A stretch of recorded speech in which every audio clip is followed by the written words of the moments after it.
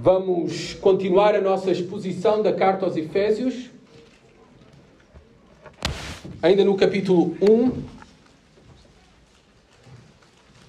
A mesma iniciámos no domingo passado.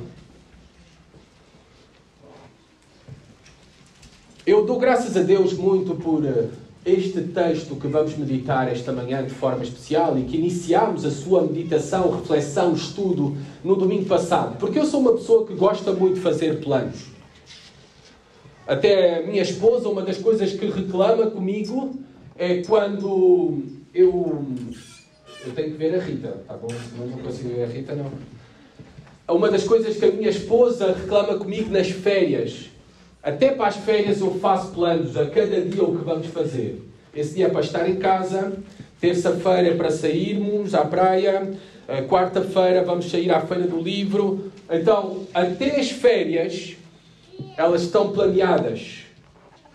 Mas o que é certo em muitos dos meus planos, eu nem sempre os executo conforme, e as coisas nem sempre correm conforme eu idealizei. Conforme o meu desejo. Eu dou graças a Deus que a salvação da minha alma, não dependeu de nenhum dos meus planos. E também a salvação da minha alma não depende da minha capacidade para aplicá-la, para a garantir até ao fim. Senão, eu estou seguro, com muitos outros planos que eu fiz ao longo da minha vida, ela iria fracassar. Charles Spurgeon, ele dizia que a salvação não repousa sobre este pobre braço, falando ele dele mesmo. Senão, eu me desesperaria. Mas ela repousa ali no braço do Omnipotente, o braço no qual os pilares dos céus se apoiam. Que maravilhosa esperança, certeza e confiança nós temos. Que a salvação, a obra da salvação das nossas almas não depende de nenhum de nós. E que toda ela foi planeada por Deus. E que toda ela é executada pelo Filho de Deus, Jesus Cristo. E toda ela, em todo momento e para sempre, será aplicada e assegurada pelo Espírito Santo. É isto mesmo que Paulo está a dizer da mais longa sentença que temos nas Escrituras. É apenas uma frase, sem pontos finais, do versículo 13 até ao versículo 14. E só vamos meditar, é certo, do versículo 7 a 14, porque já o fizemos. Do versículo 13 ao 6, vimos a ação do Pai na salvação. Ele nos escolheu, Ele nos predestinou, Ele nos adotou, Ele nos concedeu todas estas coisas no Filho Jesus Cristo. E hoje, especificamente, vamos olhar para a ação do Filho na salvação, a execução da nossa salvação, enquanto Deus o Pai planeou, o Filho executou a nossa salvação e o Espírito Santo aplica a nossa salvação. Mas para termos em mente toda a sentença, para fazer sentido todo o plano de Deus na salvação, vamos ler novamente o versículo 13 até o versículo 14, a palavra de Deus. E diz assim, a palavra de Deus: Bendito Deus e Pai de nosso Senhor Jesus Cristo, que nos tem abençoado com toda a sorte de bênção espiritual nas regiões celestiais em Cristo. Assim como nos escolheu nele antes da fundação do mundo, para sermos santos e irrepreensíveis perante ele, e em amor nos predestinou para ele, para a adoção de filhos por meio de Jesus Cristo, segundo o beneplácito de sua vontade, para louvor da glória de sua graça, que Ele nos concedeu gratuitamente no amado, no qual temos a redenção pelo seu sangue, a remissão dos pecados, segundo a riqueza da sua graça, que Deus derramou abundantemente sobre nós em toda a sabedoria e prudência, desvendando-nos o mistério da sua vontade, segundo o seu beneplácito que propusera em Cristo, de fazer convergir nele, na dispensação da plenitude dos tempos, todas as coisas, tanto as do céu como as da terra. Nele, digo, no qual fomos também feitos herança, predestinados segundo o propósito daquele que faz todas as coisas conforme o conselho da sua vontade, a fim de sermos para louvor da sua glória, nós os que de antemão esperamos em Cristo. Esperamos em Cristo. Em quem também vós, depois que ouvistes a palavra da verdade, o evangelho da vossa salvação, tendo nele também crido, fostes selados com o Santo Espírito da promessa, o qual é o penhor da nossa herança, até ao resgate da sua propriedade, em louvor da sua glória. Senhor, mostra-nos a tua glória por meio da tua palavra e que os nossos corações possam render-se a Jesus Cristo, o Rei. No nome de Jesus. Amém. Paulo, nesta sentença, neste poema, é um poema ao estilo judaico. Paulo louva a Deus por aquilo que Deus já fez em Jesus Cristo. Paulo detalha aqui as bênçãos espirituais, as maiores bênçãos espirituais que já recebemos em Jesus Cristo. E também Paulo detalha aqui a ação de toda a Trindade, Deus Pai, Deus Filho, Deus Espírito Santo, na execução da nossa salvação. As primeiras bênçãos mencionadas foram a nossa eleição e predestinação, que nós vimos no último domingo, foram planeadas por Deus desde a eternidade. Ele nos escolheu e Ele nos predestinou dentro do mundo para Ele. E agora nós vamos ver mais bênçãos que temos recebido por meio de Jesus Cristo. Aliás, toda esta sentença está centralizada na pessoa de Jesus Cristo. Todas as bênçãos espirituais que recebemos, a nossa salvação, santificação, glorificação, estão centradas na pessoa de Jesus Cristo. É a ação do Filho em nós, na nossa salvação, aplicada pelo seu Espírito, o Espírito Santo. E é nisto que vamos estar a meditar de uma maneira mais profunda esta manhã. Do versículo 6 ao 12, nós temos a ação do Filho na salvação. Primeiro, nós já tocámos no versículo 6 que Deus nos escolheu e predestinou e nos adotou como filhos para a sua glória. A glória e esse propósito da salvação que Ele nos concedeu, como diz o versículo 6, gratuitamente no amado. Deus foi quem nos deu, ofereceu a salvação. Não fizemos nada para ser salvos. Nem podemos ter feito algo para sermos salvos. Nem podemos fazer nada para salvar-nos. Nem Ele nos salvou porque previu algo que faríamos. Simplesmente fomos salvos porque Ele nos concedeu gratuitamente isto em Jesus Cristo. O apóstolo Paulo já deixou claro para nós, nos primeiros versículos do 3 ao 5, que a eleição e a predestinação foram a causa primária da nossa salvação. Que não tenhamos nenhuma dúvida que a salvação é um presente de Deus para nós por meio de Jesus Cristo. Uma dádiva que somente recebemos por meio da obra suficiente de Jesus Cristo em nosso favor na cruz. Só podemos ser reconciliados com Deus, justificados com Deus, por meio daquilo que Cristo é e daquilo que Cristo fez. Não por meio daquilo que nós somos ou daquilo que fizemos ou podemos fazer.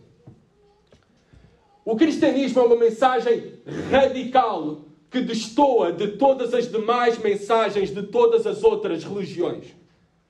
Todas as outras religiões são baseadas no esforço humano, baseadas nos méritos do homem, baseadas na quantidade e qualidade das obras realizadas, para poderem ser salvos os homens, para os homens poderem ser redimidos. Algumas usam expressão para que os homens possam ser iluminados, ou possam evoluir num estado mais puro. A única religião que destoa de todas as outras na sua mensagem é o cristianismo. O mérito da sua salvação não está no homem. O cristão, pela revelação da palavra de Deus, sabe que é impossível o homem ser salvo por obras. Charles Spurgeon dizia: é mais fácil atravessar o Oceano Atlântico num barco de papel do que alcançar o céu com boas obras. É impossível o homem ser salvo por boas obras. Só há salvação, como Paulo volta a destacar aqui, que Ele nos concedeu gratuitamente pela graça de Deus e nos concede a sua graça por meio do amado. Só há salvação no amado. Quem é o amado? O amado, lembremos-nos das palavras em Mateus 13:17, quando Jesus Cristo estava a ser batizado. E do céu rompeu uma voz que disse o seguinte: este é o meu filho amado, em quem me comprazo. Só há salvação por meio de Jesus Cristo. Ele é o amado. A salvação e todas as bênçãos garantidas desde a eternidade foram concedidas por meio de Jesus Cristo. E sem Ele, nós não podemos receber nenhuma bênção. Esta simples frase de Paulo aqui no versículo 6, a frase que Ele nos concedeu gratuitamente no amado, contém, esta simples frase, os dois pontos principais de toda a teologia reformada. De toda a teologia protestante. O ponto, vocês sabem, na Reforma Protestante foi sintetizada a mensagem da salvação em 5 solas. E 2 delas nós encontramos aqui nesta mensagem. Solas, porque é a palavra do latim para somente.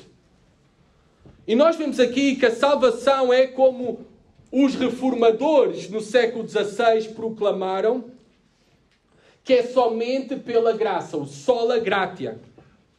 Em que os reformadores reafirmaram, convencidos pela palavra de Deus, que a salvação, somos resgatados da ira de Deus unicamente pela graça de Deus, pela obra sobrenatural do Espírito Santo, que nos leva a Cristo, libertando-nos da escravidão do nosso pecado e fazendo-nos passar da morte espiritual para a vida espiritual.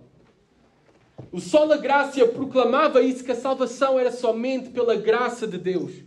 E o Sola Gratia, somente pela graça somos salvos, nega que a salvação, em qualquer sentido, seja pela obra humana. Não é pelos métodos, técnicas, estratégias humanas, mas somente pela graça de Deus. A graça de Deus. Os reformadores protestantes, quando se deu a reforma e se impulsionou a reforma protestante no século XVI, eles chegaram ao ponto de querer fazer uma reforma na igreja, para a igreja regressar às Escrituras e à pregação do verdadeiro Evangelho. Porque o que se via naquele século, e é aquilo que se vê hoje também no século XXI, é a comercialização da fé cristã. A mesma que foi intensificada na época medieval pelo papado, pelos papas católicos romanos. A comercialização da fé cristã por meio de procissões, peregrinações, indulgências, pagamento, não é, de favores de graça. Ou seja, para os nossos entes queridos que já estavam mortos, nós pagávamos uma soma de quantia para encurtar o seu tempo no purgatório. Indulgências. Tal prática prometia amenizar ou mesmo extinguir o tempo de castigo dos devotos no purgatório. Contudo, a mensagem da Reforma Protestante, a mesma mensagem que nós preservamos até hoje, está baseada na graça de Deus, no ensino que a salvação é somente pela graça de Deus, tal como Paulo nos ensina aqui, que Ele nos concedeu gratuitamente no amado, em Jesus Cristo. Ela não se soma à obra meritória dos homens.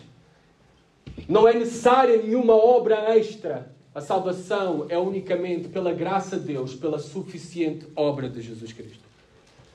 Também esta frase, que Ele nos concedeu gratuitamente no amado, também contém outro dos pontos principais da teologia reformada. Solo ou sola Christos. Somente Cristo.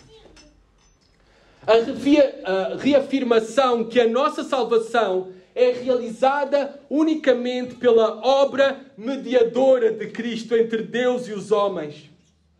Somente pela obra de Jesus Cristo e a sua expiação em nosso favor na cruz, a expiação dos nossos pecados, são suficientes para a nossa justificação e para a nossa reconciliação com o Pai. Nós pregamos que o cristianismo, a essência da mensagem cristã, o eixo do cristianismo gira em torno de uma pessoa. E essa pessoa é Jesus Cristo. Destacando assim o seu papel, especialmente na nossa salvação. Esta é a grande diferença de nós protestantes para católicos romanos. O nosso cristianismo gira somente em torno da pessoa e obra de Jesus Cristo. Não em torno dos homens e de boas obras, nem em torno de Maria e outros como mediadores entre Deus e os homens. A centralidade de Cristo na nossa eleição. Mas nós vamos ver agora, a partir do versículo 7, a centralidade de Cristo na nossa redenção, na nossa santificação e também na nossa glória futura. Reparem, mais bênçãos espirituais que nós já recebemos em Jesus Cristo.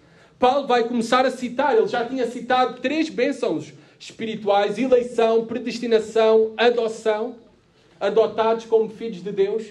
Mas agora vai dizer no versículo 7, na primeira parte, outra bênção espiritual: nós fomos redimidos. Redenção. Estes pontos estão no boletim da igreja que foi colocado no grupo do WhatsApp, tá bom? Lá tem todos os pontos principais do sermão para vocês depois refletirem sobre os mesmos. Versículo 7 diz: no amado, no qual temos a redenção, não é? No versículo 6, no amado. E versículo 7, Paulo junta: no qual temos a redenção. Esta palavra redenção, o uso original desta palavra, era usada com referência à libertação de escravos naquele tempo, no primeiro século, como referência à libertação de escravos mediante um pagamento, o pagamento de um resgate. Amados, o que Paulo está a dizer para nós e a relembrar-nos, e que devemos ser relembrados disto constantemente, é que nós éramos escravos do pecado. Antes de sermos alcançados pela graça de Deus, de sermos salvos, nós éramos escravos da morte. Nós éramos escravos do mundo. Nós éramos escravos de Satanás e dos seus demónios. E ali nós estávamos com muitos outros, no mercado de escravos, presos, condenados à miséria, falidos e impotentes para alterar a nossa condição, até que Deus entra no mercado de escravos, até que Deus nos busca nesse mercado dos escravos. E para efetuar a nossa redenção, o pagamento do nosso resgate, para libertar-nos, o pagamento que Ele entregou foi a morte do seu próprio Filho na cruz. A salvação é somente por meio da obra de Jesus Cristo. Fora de Jesus Cristo não há salvação. Não acreditem que todos os caminhos levam a Deus. Isso não é certo, é uma mentira do inferno. Só há um caminho que nos leva ao Pai, a Deus, e esse caminho é Jesus Cristo. É o único preço, a sua obra suficiente que pagou o resgate para a nossa libertação da escravidão e nos deu verdadeiramente liberdade em Jesus Cristo. É por isso que este facto, a nossa mensagem cristã, centrada em Jesus Cristo, é uma mensagem exclusivista e necessita ser preservada como tal. Eu fico apreensivo com o movimento ecuménico e o seu crescimento. Eu fico apreensivo com as mais recentes declarações do presidente da Aliança Evangélica Portuguesa esta semana. Especialmente num esforço de juntar unidade entre católicos romanos e evangélicos, afirmando ser o reencontro da unidade da fé cristã. Todos os anos, igreja, eu recebo convites de várias partes para encontros ecuménicos. Todos os anos recebo convites como convidado de honra para celebrações especiais nas paróquias da nossa cidade. No dia de oração pela paz mundial, etc. Todos esses convites eu tenho rejeitado. E tido o cuidado de explicar a quem me endereça por escrito o convite ou de viva voz por telefone uma oportunidade para eu pregar o Evangelho. Tenho o cuidado de explicar o porquê. Eu faço na convicção que creio na liberdade religiosa, sim, para todos. Mas eu faço primeiro na convicção para glorificar a Deus e glorificar a mensagem do Evangelho, que só há um caminho para chegarmos a Deus, não vários caminhos. E eu não quero confundir as pessoas. Também o faço por amor ao meu próximo, aos homens. A mensagem para os homens lá fora necessita ser clara e preservada com integridade. Não é como diz o presidente da Aliança Evangélica que o que nos une é o amor, como algo romântico. O que nos une é o fundamento da verdadeira e verdadeira unidade. É a verdade. É a verdade que nos une. A verdade de quem é Jesus Cristo. E daquilo que Jesus Cristo fez por nós. É esta a verdade que nos une. Que nos faz ter algo em comum. E é esta a verdade que preservamos para estender essa mesma verdade com esta mesma mensagem exclusivista para o mundo. Só há salvação por meio de Jesus Cristo.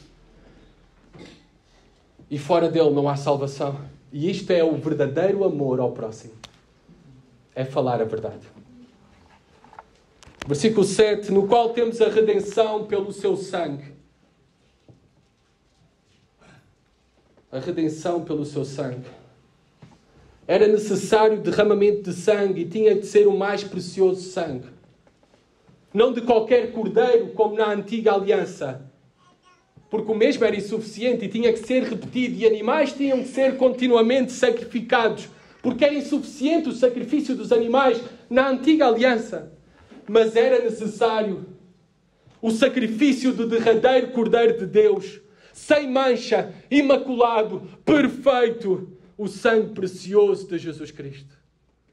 Não o sangue de qualquer Adão imperfeito, qualquer outro homem, porque seria insuficiente, mas o sangue do perfeito Adão, o último Adão, Jesus Cristo. O único justo que podia morrer por nós, os injustos. Romanos 6:23 afirma que o salário do pecado é a morte.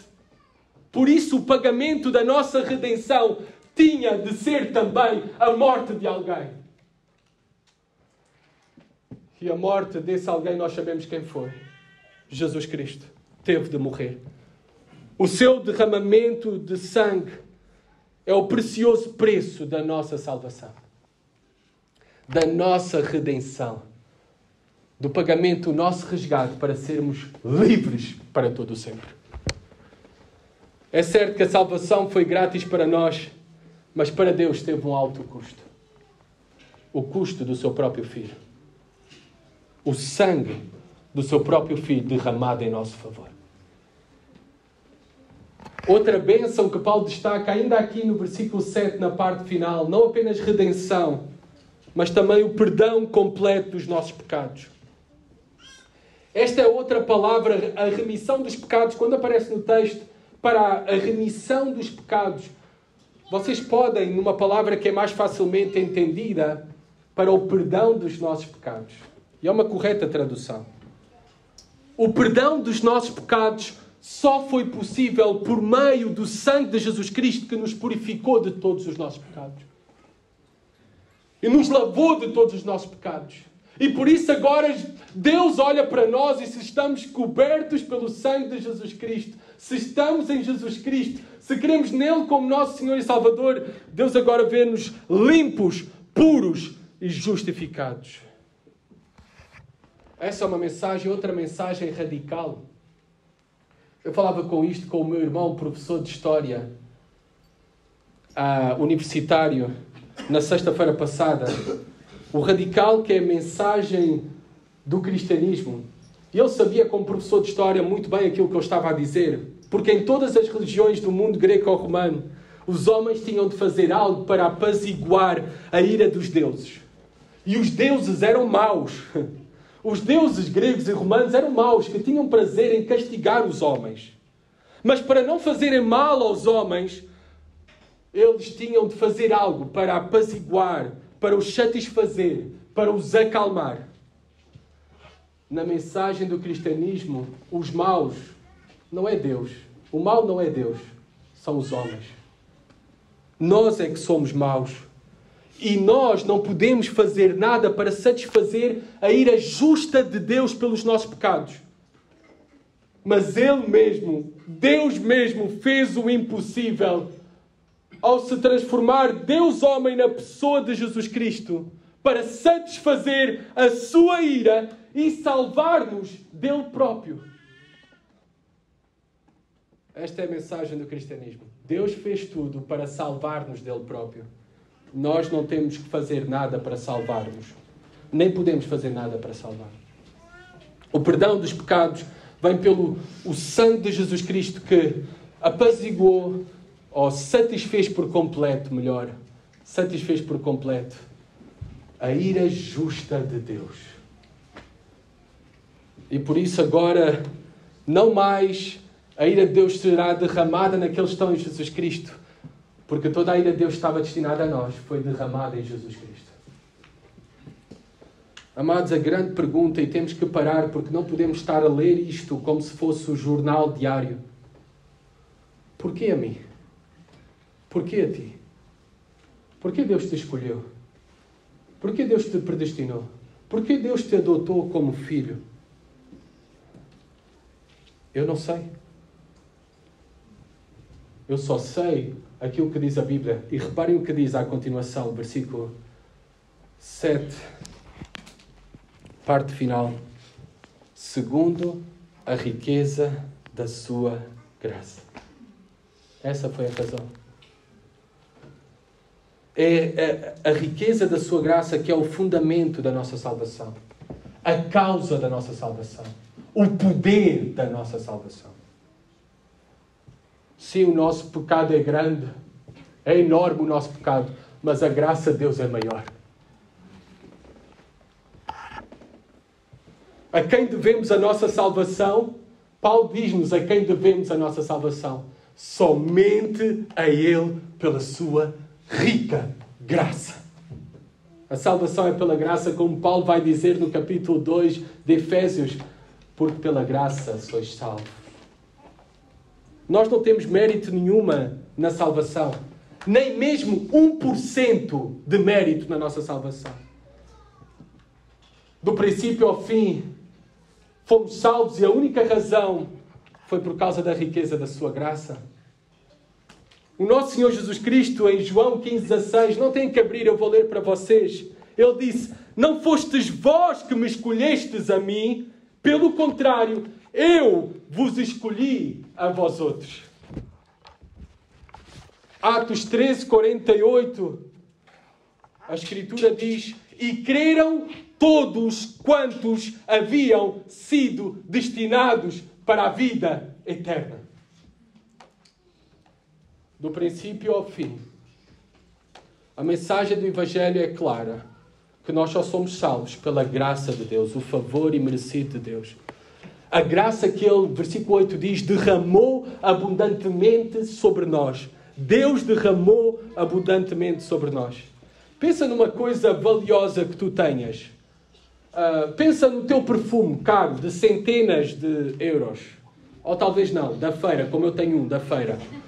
Eu tenho um da feira para o uso diário e para os domingos eu tenho um que me ofereceram, que é o mais caro, é de marca. Pensa nestes... como usamos o perfume, não é? A cada manhã, especialmente aquele perfume mais caro, nós apenas 2 guinchos. E já está. Voltamos a guardar. Porque nós sabemos que o mesmo custa dezenas de euros. É caro. Agora reparem na generosidade de Deus e como Deus usa o perfume precioso da sua graça. Ele derrama e derramou abundantemente sobre nós. Não usou gotas, guinchos. Ele abriu as comportas dos céus e nos banha continuamente com a sua graça. Por isso Paulo diz em Romanos 5:20, onde abundou o pecado, superabundou a graça. Deus derramou abundantemente a sua graça sobre nós, em toda a sabedoria e prudência, diz o texto. Deus planeou sabiamente todas as coisas. E Ele executou o mesmo com todo o seu entendimento e cuidado na aplicação da igreja. Esta sabedoria e prudência que Paulo está aqui a falar refere sim a Deus por meio da mensagem do Evangelho. A mensagem do Evangelho, a sabedoria de Deus na mesma e a execução do seu plano eterno de redenção. Mas também esta sabedoria e prudência, obviamente, tem implicações no seu povo, nos seus redimidos, naqueles que foram alcançados pela graça de Deus. Quais são os frutos da graça de Deus ser derramada em nós? São frutos de sabedoria. São frutos de prudência. Sabedoria porque recebemos um novo coração, uma nova mente. Temos recebido a mente de Cristo. A sabedoria e o princípio da sabedoria, como diz ali em Provérbios 1:7, o princípio da sabedoria é o temor a Deus. Não é apenas conhecimento também, mas é esse temor de conhecer a Deus e vivermos de uma maneira prudente, sábia, com discernimento, para aplicar a mesma às nossas vidas. A todas as ações das nossas vidas, decisões das nossas vidas, respostas aos acontecimentos na nossa vida. Temos recebido a sua graça em sabedoria e prudência. Paulo vai desenvolver agora um pouco mais sobre isso noutra bênção espiritual. No versículo 9 fala de outra bênção espiritual, revelação. Temos recebido revelação da vontade de Deus. Versículo 9, desvendando-nos o mistério da sua vontade. Paulo se refere aqui ao mistério da igreja. Por que o mistério? Porque a igreja foi o segredo de Deus oculto, que foi revelado por meio da pregação do Evangelho, que Cristo veio unir judeus e gentios, todos os povos, de todas as línguas, de todas as etnias, num só povo. A igreja é o mistério de Deus oculto no passado, mas agora, pela pregação do Evangelho, que é para todos, foi revelado. Mas eu creio que aqui Paulo também, quando diz desvendando-nos o mistério da sua vontade, não apenas está a falar do seu plano para a igreja, em quem Jesus Cristo uniu um só povo de todos os povos, mas também eu acho que fala da revelação de Deus de todo o seu plano, no passado, no presente e também no futuro. E também na revelação da sua vontade para nós, de tudo aquilo que necessitamos para esta vida e piedade. E nós temos isso na palavra de Deus, que é suficiente. Nós já recebemos dele esta revelação por meio da sua palavra, de tudo aquilo que nós precisamos para esta vida e para a piedade. E ele também nos ensina por meio e nos revela o mistério da sua vontade por meio do seu Santo Espírito que habita em nós. E o mesmo é fundamental para toda a compreensão da vontade de Deus. E não só a compreensão da vontade de Deus, a aplicação da vontade de Deus às nossas vidas. Deus nos deu a bênção de revelar o mistério da sua vontade. Tal como o pastor John MacArthur disse num dos seus escritos, como somos abençoados. Como somos absolutamente abençoados com as coisas que o mundo não vê, mas nós vemos. As coisas que o mundo não entende, mas nós entendemos. As coisas que o mundo não pode saber, mas nós sabemos. Revelação, a bênção espiritual. a revelação de quem é Deus e da sua vontade. Isto tudo aconteceu porque Paulo diz no versículo 9 novamente, segundo o seu beneplácito que propusera. Novamente, tudo isto acontece, essas bênçãos espirituais, e Paulo vai reforçando que isto tudo acontece pelo bom prazer de Deus em conceder-nos essas coisas. Pela sua vontade. Nada mais o motivou, impulsionou, o obrigou. Não é por nós. É pela sua boa vontade de dar-nos estas bênçãos espirituais. Outra bênção espiritual nós vemos em Cristo que temos é a união. Versículo 10, reparem o que diz o texto. De fazer convergir nele, em Cristo, na dispensação da plenitude dos tempos, todas as coisas, tanto as do céu como as da terra. Convergir, esta é uma grande palavra no grego. E esta, na verdade, a melhor tradução, esta palavra é a melhor tradução, eu considero, convergir, que resume a ideia desta enorme palavra no grego. Literalmente, o que significa, e o que Paulo está a dizer, é reunir debaixo de uma cabeça. E que os tradutores fizeram bem resumir numa só palavra, convergir em Cristo. Reunir todas as coisas debaixo de uma cabeça, debaixo de uma autoridade, debaixo de um rei. Este texto, Paulo aponta-nos para a união que nós temos pela obra presente de Jesus Cristo. Que quando nos salvou, não apenas nos reconciliou com Deus, mas nos reconciliou com o seu povo, o povo de Deus. É por isso que aqui eu olho esta manhã e vejo várias razões para nós sermos inimigos naturais. Para não estarmos juntos. Não temos a mesma equipa de futebol, infelizmente, não todos podem ser do Sporting. Não temos o mesmo partido político. Não temos os mesmos gostos. Não viemos todos da mesma cultura. Até nem falamos todos a mesma língua. Há alguns que estão a aprender, mas estamos aqui unidos numa só família, porque convergidos, fomos reunidos debaixo de uma só cabeça. É essa a obra de Jesus Cristo. Em nos reconciliar e nos unir também uma família. A família da nova aliança, a igreja. Mas também isto aponta para uma obra futura, que ainda não aconteceu, mas irá acontecer. Em que tudo e todos, nos céus e na terra, estarão debaixo da autoridade de Cristo. Em que Ele vai reinar no céu e na terra, e todos estarão sujeitos e submissos a Ele. Paulo está a dizer todas as coisas reunidas nele, que Ele converge todas as coisas, porque só em Cristo há ordem. Fora de Cristo é o mundo que nós temos, caos, destruição. Mas Ele virá para restaurar todas as coisas, para convergir todas as coisas debaixo do seu reinado. Ele vai instaurar o seu reino. Ele vai fazer a criação de novos céus e nova terra. E para toda a eternidade Ele será o Rei glorioso e futuro sobre tudo e todos. Tudo estará sob Ele. E tudo estará nele e preservado nele. É por isso que nós podemos ter segurança que os anjos, como criaturas, eles podem ser dados a falhar como criaturas. Como é que temos a segurança que na eternidade não se levantará outro Satanás? Porque em Cristo Ele vai convergir todas as coisas debaixo do seu domínio e poder e preservar todas as coisas no céu e na terra. E por isso podemos ter a garantia de uma salvação eterna e não se irá repetir novamente a história de Adão, do nosso pai. Porque o perfeito Adão irá tomar conta de tudo. Versículo 11 e 12, outra bênção, herança. Feitos herança.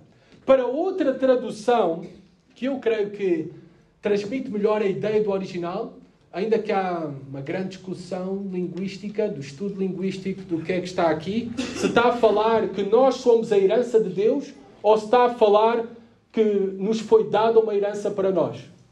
Há uma grande discussão. Eu estive a ler vários comentários teólogos.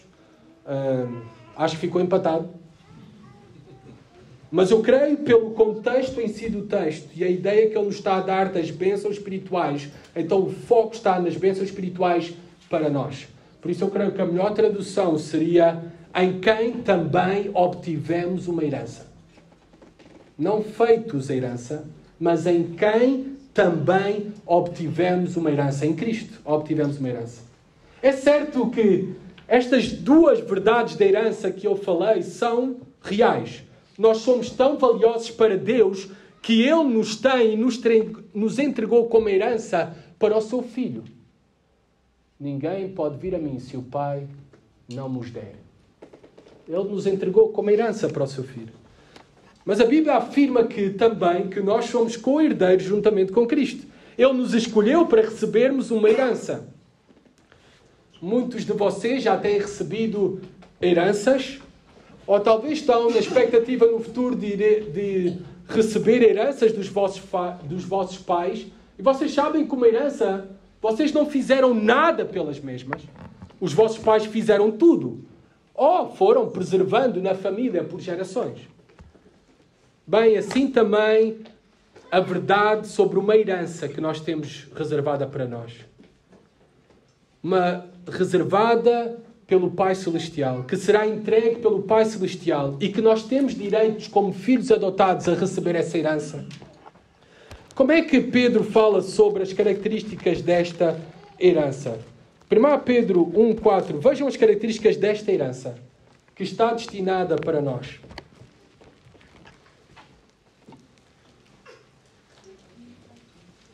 1 Pedro 1,4 diz, o apóstolo Pedro, para uma herança incorruptível, sem mácula, imarcessível, reservada nos céus para vós outros.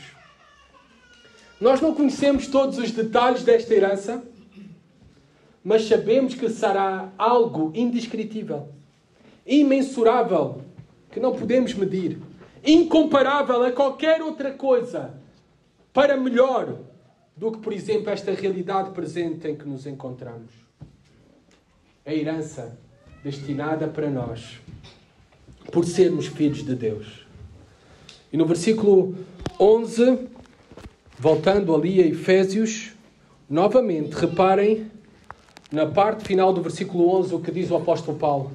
Predestinados segundo o propósito daquele que faz todas as coisas conforme o conselho da sua vontade.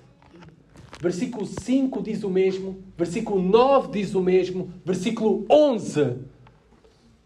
Novamente Paulo destaca que tudo isto acontece pela vontade de Deus. A vontade soberana de Deus. Ele faz todas as coisas conforme o conselho da sua vontade. Não é pela vontade dos homens, não é pela nossa vontade, é pela vontade de Deus que temos todas essas bênçãos. Versículo 12. Qual o propósito principal da nossa salvação? Paulo responde-nos. A fim de sermos para louvor da sua glória, nós os que de antemão esperamos em Cristo. Nós fomos salvos para a glória de Cristo. Este é o propósito principal da obra da salvação, da nossa redenção. Nós, por isso, devemos tornar-nos ilustrações da glória de Deus. Ilustrações vivas. Imagens vivas da glória de Deus. Pois aquilo que nós somos é apenas recipientes da sua graça, da sua misericórdia, da sua bondade. Por último, nós vamos terminar olhando para o versículo 13 e 14. A ação do Espírito Santo na salvação e mais duas bênçãos que Deus tem para nós. No versículo 13, a bênção de sermos selados. Em quem também vós, depois que ouvistes a palavra do Evangelho, a palavra da verdade, o Evangelho da vossa salvação, tendo nele também crido, fostes selados com o Santo Espírito da promessa. Fostes selados com o Espírito Santo da promessa. É chamado o Espírito da promessa, pois é Ele que garante todas as promessas, que todas as promessas de Deus para nós serão cumpridas. Porque Ele nos marcou, Ele habita em nós, Ele nos selou. Fostes selados. O selo, ainda hoje em dia, é o que autentica um documento. Ainda hoje em dia são usados seus para autenticar documentos oficiais. O selo, no primeiro século, também indicava propriedade, autoridade sobre algo, quando algo estava selado.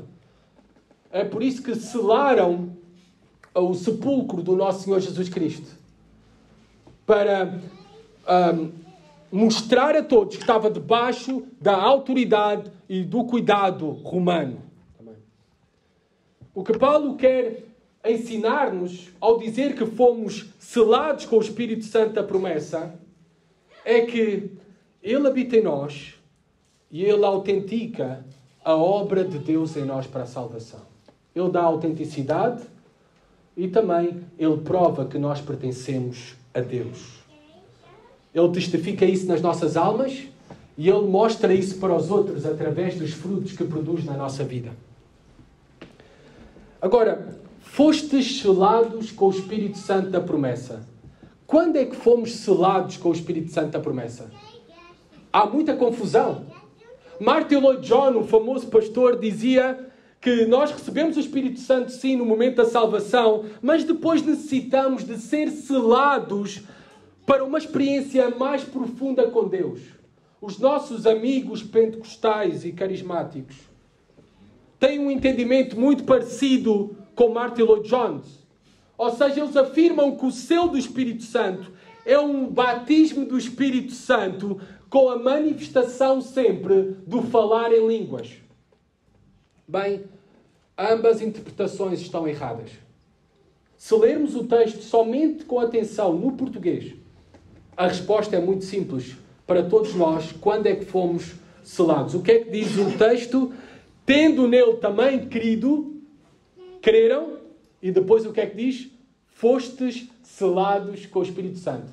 É só suficiente ler o português. Ou seja, a fé, o crer, marca o selo do Espírito Santo. Acontece no mesmo momento. Não são episódios e experiências depois da vida cristã. Somos selados no momento da nossa conversão, quando cremos. E a última bênção espiritual que Paulo destaca no versículo 14 é a bênção da segurança. O qual, falando do Espírito Santo, é o penhor da nossa herança até ao resgate da sua propriedade, em louvor da sua glória. O Espírito Santo nos foi enviado, nos foi dado como garantia do pagamento total da nossa herança que temos a receber por completo em Jesus Cristo. Esta garantia é do mesmo valor, não é inferior. Como eu, para a compra da casa, tive que dar uma garantia de 10%. Não. O que fala aqui de penhor é uma garantia do mesmo valor. Do mesmo valor da herança. Isso é que é o penhor. O penhor é uma garantia real das obrigações. Por exemplo, podemos ir agora àquelas... Não se vê muito, mas ainda há, não é? A casa de penhoras, em que nós queremos dinheiro fácil, emprestado, com menos juros e tudo. Eu nunca fiz, mas sei, já vi programas sobre isso. Leva-se o ouro, joias, deixa-se lá penhorado, eles entregam o valor estimado das joias e tudo, tu levas esse como empréstimo e depois, quando tiveres condições de pagar o empréstimo, podes ir lá e podes reclamar de volta as tuas joias. Ou então fica lá as joias, porque é do mesmo valor, é uma garantia do mesmo valor. Então, o penhor do Espírito Santo, a presença do Espírito Santo em nós, ela irá continuar como um símbolo até que ambas as partes, Deus e nós, tenhamos cumprido todo o contrato, toda a aliança, todas as obrigações. A habitação do Espírito confere em nós pertença, que pertencemos a Deus, a autenticidade, que somos verdadeiramente filhos de Deus, a autoridade como filhos de Deus e também segurança que o seremos para todo sempre. E reparem como termina novamente o versículo 14. Em louvor da sua glória. Ele disse isso no versículo 6 para louvor da sua glória, no versículo 12 para louvor da sua glória e termina em louvor da sua glória.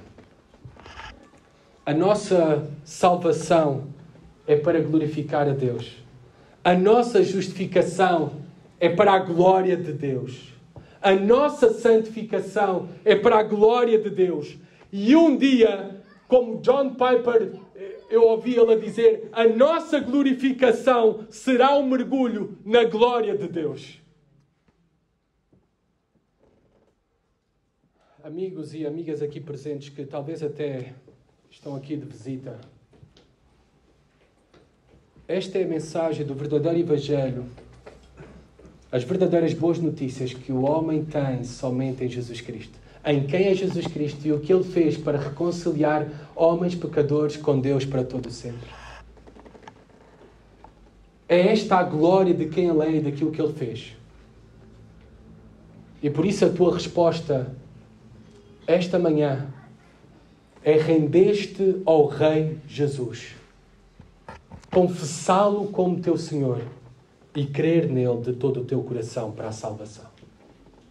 E a sua graça é suficiente e abundante para todos, também para ti. Mas somente será eficaz para ti se tu creres em Jesus Cristo como teu Senhor e Salvador. Para nós que já cremos, fomos relembrados da sua graça suficiente e abundante para nós. Somos um povo grandemente abençoados. Nós vimos aqui, pelo menos nesta pequena porção, 10 bênçãos espirituais que temos recebido em Jesus Cristo.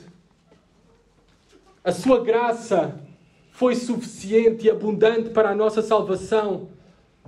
A sua graça também temos que confiar para a tua vida, independentemente daquilo que tu estejas a passar, o teu problema, as circunstâncias em que tu estás, a doença, a incerteza do futuro. Tu tens que confiar que se a graça de Deus foi suficiente para te alcançar para a tua salvação, ela também é suficiente para te sustentar hoje em todas as coisas. Ela é uma fonte inesgotável onde nós podemos correr quando mais necessitamos para beber dela e para saciar todas as nossas necessidades. Em Cristo temos uma fonte de água viva para as nossas almas. Faz uso da graça do Senhor. Ela é abundante e Deus derrama a mesma para ti. Nós também fomos relembrados que nos foi revelado todo o mistério da sua vontade.